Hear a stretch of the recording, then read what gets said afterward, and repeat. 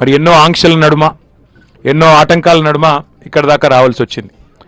పెంబర్తిలో అడ్డుకున్నారు ముందు, తర్వాత జనగామలో అడ్డుకున్నారు పోలీసు వాళ్ళు, అట్లాగే ఆ తర్వాత వస్తే గన్పూర్లో కరుణాపురం దగ్గర, తర్వాత పర్కాల్లో, తర్వాత భూపాలపల్లిలో, తర్వాత కాటారంలో, తర్వాత మహదేవ్పూర్లో, ఇక్కడి దాకా ఎక్కడికక్కడ బ్యారికేడ్లు పెట్టి మేము ఇక్కడికి రాకుండా చేయడానికి ఎన్ని ప్రయత్నాలు చేయాలనో ఉదయం నుంచి హౌస్ అరెస్టులు మా నాయకులై ఉదయం 5 గంటల నుంచి హౌస్ అరెస్టులు మొత్తం వరంగల్ జిల్లాలో కరీంనగర్ జిల్లాలో ఎక్కడికక్కడ చేస్తూ ఉన్నారు. నేను అడిగిన మధ్యలో డిఎస్పీ గారు కనబడితే అడిగిన, ఏముందండి మేమేమన్నా దాడి చేయడానికి పోతున్నామా, మేమేమైనా అప్రజాస్వామికమైన కార్యక్రమం చేయడానికి పోతున్నామా, దేనికి పోతున్నామో మమ్మల్ని ఎందుకు ఆపుతున్నారు ఏంటి అంటే, మాకు తెలియదు సార్, పైనుంచి ఆదేశాలు వచ్చినాయి పోనీయొద్దని చెప్పిండ్రు, పోనీయం. అట్టెట్లా పోనీయరా, నేను ప్రజాప్రతినిధిని, ఒక ప్రధాన ప్రతిపక్ష పార్టీకి నేను వర్కింగ్ ప్రెసిడెంట్గా ఉన్నాను. మరి మా రైతులు ఇవాళ ఎల్ నీనో ప్రభావంతో వర్షాభావ పరిస్థితులతోని బాధపడుతున్నారు, అందరు కూడా వర్షాలు ఎప్పుడు పడతాయని బాధపడుతున్నారు. ఓ దిక్కు కింద నీళ్లు పోతున్నాయి గోదావరిలా, అది చూపెట్టాలి కదా మరి మా వాళ్ళకు, ఈ ప్రభుత్వానికి సోయి లేదు అంటే ఏం చేస్తాం సార్, మేము ఆదేశాలకు అనుగుణంగా నడుచుకునే ప్రభుత్వ ఉద్యోగులు, మాకు కూడా తెలుసు విషయం, కానీ ఏం చేయమంటారు సార్, మేము కూడా రైతు బిడ్డలమే అని చెప్పి పోలీస్ అధికారులు స్వయంగా వాళ్ళు బాధపడుతూ చెప్తున్న మాటలు.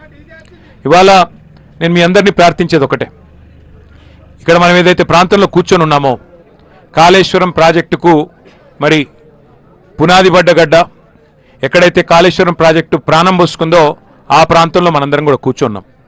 అయితే ఇక్కడ మనందరం కూడా గుర్తుపెట్టుకోవాల్సిన అంశం ఏంటి అంటే, ముందుగా ఇవాళ నేను ఎవరినో నిందించడానికో విమర్శించడానికో లేదా ఎవరినో 4 మాటలని ఏదో ఒక రకమైన రాజకీయ కక్ష తీర్చుకోవడానికో నేను ఇక్కడికి రాలేదు. ఒకసారి తెలంగాణ నీళ్ల కోసం తల్లడిల్లిన విషయాన్ని మనం గుర్తు చేసుకుంటే, ఎందుకు ఇవాళ మళ్ళీ కన్నెపల్లి దాకా మేమందరం మా పార్టీ నాయకత్వం మొత్తం ఇక్కడికి రావాల్సి వచ్చిన అవసరం వచ్చిందో మీకు అర్థమవుతుంది. ఈరోజు కాదు, తలాపున పారుతున్న గోదావరి నీళ్ల కోసం తెలంగాణ పోరాటం ఈనాటిది కాదు, దశాబ్దాలుగా మనం వింటూనే ఉన్నాం, పోరాటం జరుగుతూనే ఉంది. బాసరలో ప్రవేశించే గోదావరి నది భద్రాచలం దాకా 100 కిలోమీటర్లు అప్రతిహతంగా తెలంగాణలో పారుతూనే ఉంటుంది. మరి బాసర టు భద్రాచలం గోదావరి ప్రవహించిన శతాబ్దాలుగా దశాబ్దాలుగా తెలంగాణ మాత్రం ఎడారిగానే మిగిలిపోయింది. పాడుకుంటా ఉండేవాళ్ళం చిన్నప్పుడు పాటలు, గలగలా గోదావరి తరలిపోతుంటేను అని. గోదావరి తరలిపోతానే ఉన్నది, 1000 టీఎంసీల నీళ్లు సముద్రంలో కలిసి పోతానే ఉన్నాయి. కేసీఆర్ గారు అందుకే గులాబీ జెండా ఎగరవేసింది. రాష్ట్రం సాధిస్తేనే, మనం దేశాన్ని శాసించి రాష్ట్రం సాధించుకుంటేనే స్వరాష్ట్రంలోనే తెలంగాణకు గోదావరి నీళ్ళు వస్తాయని చెప్పి కేసీఆర్ గారు ఎప్పుడు చెప్తా ఉన్నమాట. అందుకే నీళ్లు, నిధులు, నియామకాలు అనే అంశం మీదనే మన పోరాటం జరిగింది. సమైక్య రాష్ట్రంలో న్యాయం జరగదు అని చెప్పి పోరాటాలు చేసి చివరికి తెలంగాణ సాధించుకున్నాం. మీ అందరికి తెలుసు, కానీ మళ్ళొకసారి గుర్తు చేయాల్సిన అవసరం ఉన్నది. తెలంగాణ భౌగోళికంగా చూస్తే ఇట్లా ఒక గుడిసె మాదిరిగా ఇట్లా ఉంటుంది.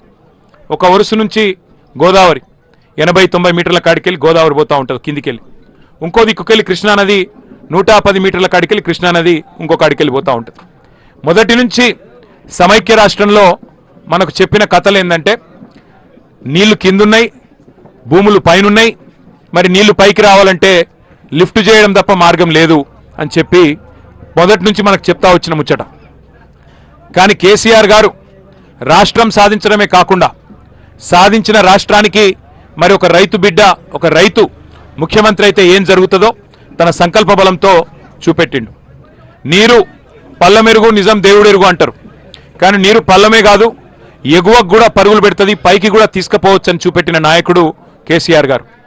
తెలంగాణ రాష్ట్రం ఏర్పడంగానే ఒక యజ్ఞంలాగా, ఒక తపస్సులాగా దశాబ్దాలుగా దగాబడ్డ తెలంగాణకు నీళ్ళు ఇవ్వాలే, తెలంగాణ బీళ్లకు నీళ్లు మల్లాలే అని చెప్పి ఒక మహాయజ్ఞానికి కేసీఆర్ గారు శ్రీకారం చుట్టినారు.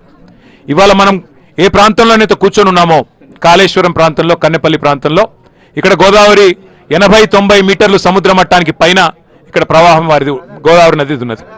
మరి ఇక్కడ నుంచి గోదావరి నదిని ఇక్కడ నుంచి ఒడిసి పట్టి ఒక్కొక్క బొట్టుని మరి పైకి అప్లాండ్స్ ఏవైతున్నాయో అక్కడ దాకా తీసుకొని పోవాలి అంటే మరి అద్భుతమైన లిఫ్ట్ సామర్థ్యం ప్రపంచంలో ఎక్కడ ఉన్నాయి అవన్నీ కూడా చూసి వెతికి పరిశోధించి ఒక బృహత్తరమైన ప్రణాళికకు శ్రీకారం చుట్టినారు కేసీఆర్ గారు. కానీ సిన్సియర్గా గత ప్రభుత్వం ఏదైతే తుమ్మిడిహెట్టి అనే ప్రాజెక్టుకు శ్రీకారం చుట్టిందో ఆనాడు ఉమ్మడి ఆంధ్రప్రదేశ్లో కాంగ్రెస్ ప్రభుత్వమే ఉండే, ఢిల్లీలో కాంగ్రెస్ ప్రభుత్వమే ఉండే, మహారాష్ట్రలో కూడా కాంగ్రెస్ ప్రభుత్వమే ఉండే. 3 చోట్ల కాంగ్రెస్ ప్రభుత్వాలు ఉన్నా మరి తుమ్మిడిహెట్టికి మాత్రం ఎన్నడూ వాళ్ళు ప్రయత్నం చేయలేదు.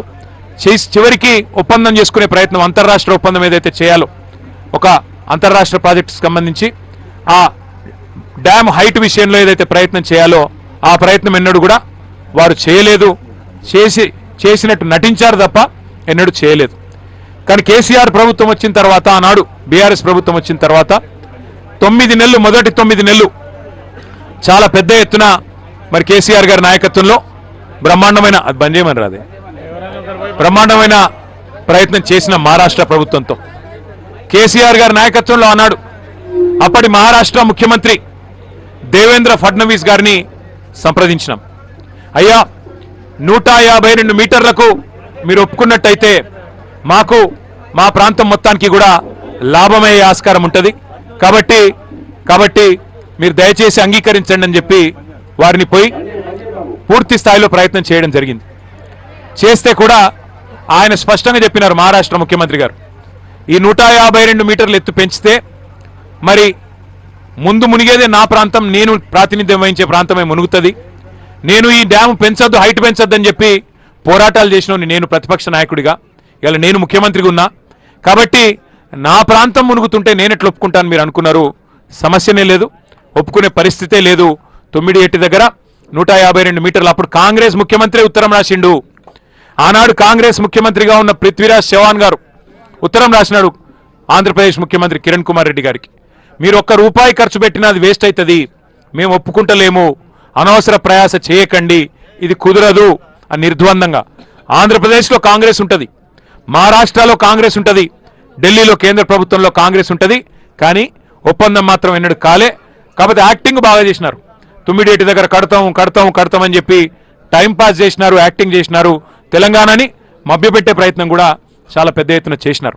ఇక 9 నెలలు ప్రయత్నించిన తర్వాత, ఎందుకంటే ప్రజలు మనకిచ్చిన కాలం 5 ఏళ్ళు, మరి 5 ఏళ్ల లోపల ప్రాజెక్టు కట్టాలే, తెలంగాణ బీడు భూములకు గోదావరి నీళ్లు రావాలంటే యుద్ధ ప్రాతిపదికన పనులు జరగాలి. ఇక మహారాష్ట్ర ఒప్పుకునే సమస్య లేదు.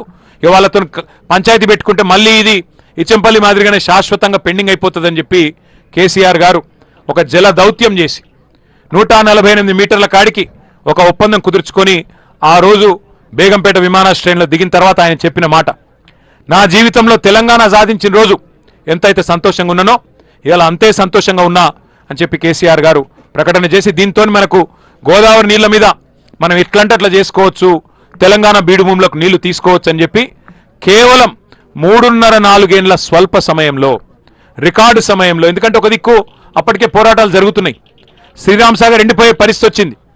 శ్రీరామ్ సాగర్ పైన మహారాష్ట్ర బాబ్లీ ప్రాజెక్టు కట్టిన తర్వాత శ్రీరామ్ సాగర్కి నీళ్ళు వచ్చే బంద్ అయింది. అట్లాగే ఇక అమ్మ తెలంగాణ మా ఆకలి కేకల గానమాని కవులు పాటలు రాస్తున్నారు, పల్లె పల్లెనా పల్లేర్లు మరిచే మా తెలంగాణలోనా అని చెప్పి మరి ఆ రోజుల్లోనే పాటలు కవులు రాస్తున్న పరిస్థితి. అటు తెలంగాణలో, ఇటు మహారాష్ట్రలో, అటు కేంద్రంలో కాంగ్రెస్ ప్రభుత్వం ఉన్నా తట్టెడు మట్టి తీయలే. తుమ్మిడిహెట్టికి ఎన్నడూ కూడా ఒక అడుగు కూడా ముందుకు పడలే.